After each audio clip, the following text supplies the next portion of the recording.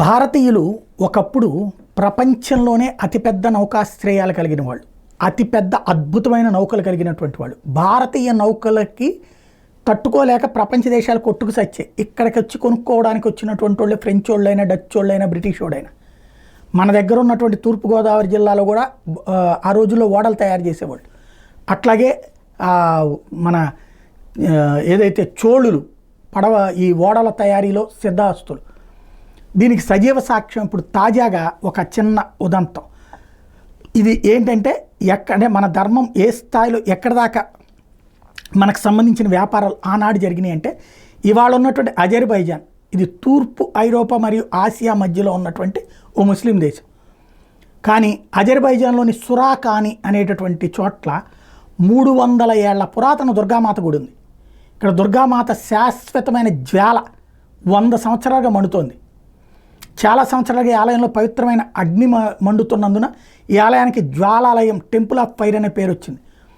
ఈ గుడి చుట్టూ గుహలాంటి గోడ లేదా రాళ్లతో చేసిన గది ఉంది. నిజానికి ఆరాధకులకు నివసించే బయటి గోడల వెంట నిర్మించిన గదులు ఉన్నాయి. పంచభుజి ఆకార ప్రాంగణం మధ్యలో ఒక ఆలయం ఉంది. ఆలయం గోపురం మీద త్రిశూలం ఏర్పాటు చేయబడింది. 7 గుంటల నుండి వెలువడే గుడి మధ్యలో ఉన్న అగ్నిగుండంలో అమ్మవారి నిత్యజ్వాల మండుతోంది. ఆలయం వెలుపల అగ్నిగుండం కూడా ఉంది. అసలు ఈ ఆలయ చరిత్ర ఏంటంటే, కొన్ని 100 సంవత్సరాల క్రితం వ్యాపారులు ఈ మార్గం గుండా వెళ్ళినప్పుడు వాళ్ళు ఈ ఆలయాన్ని నిర్మించారని నమ్ముతారు. చరిత్రకారులు ఏం చెప్తారంటే, ఈ ఆలయాన్ని బుద్ధదేవ్ అనే వ్యక్తి నిర్మించాడని, అతను కురుక్షేత్ర సమీపం హర్యానాలో ఉన్నటువంటి మజ్దా గ్రామవాసి అని. ఆలయంలో స్థాపించబడిన మరొక శాసనం ఏం చెప్తుందంటే, ఆలయ నిర్మాణంలో ఉత్తమ్ రాజ్ మరియు శోభారాజ్ కూడా ముఖ్యమైన పాత్ర పోషించారని.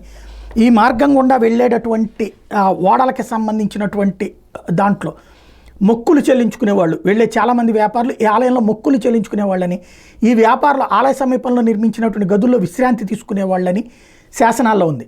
1860లో క్రీస్తు శకం 1860లో పూజారులు అక్కడి నుండి వెళ్ళిపోయారు. ఆ తర్వాత అక్కడికి వచ్చినటువంటి అక్కడికి పూజారులు వచ్చినటువంటి దాఖలాలు లేవు. 1975లో దాన్ని మ్యూజియంగా తీర్చిదిద్దారు. ఇప్పుడు ఏటా దాదాపు 15,000 మంది పర్యాటకులు దాన్ని చూసేందుకు వెళ్తున్నారు.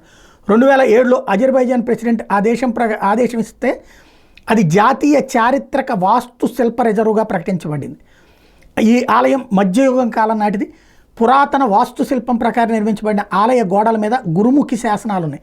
1783 సంవత్సరం అని ఒక శాసనం ఉంది. మరొక శాసనం ప్రకారం ఆలయ నిర్మాణంలో ఉత్తమ్ చంద్ మరియు శోభారాజ్ గొప్ప పాత్ర పోషించారని, బాకు అటేష్గా గోడలతో పొందుపరచబడినటువంటి ఒక శాసనం మొదటి పంక్తి శ్రీ గణేశాయ నమః అని మొదలవుతుంది. ఇంకొకటి రెండవది జ్వాలాజీ అంటే జ్వాలాదేవిని గుర్తు చేస్తుంది.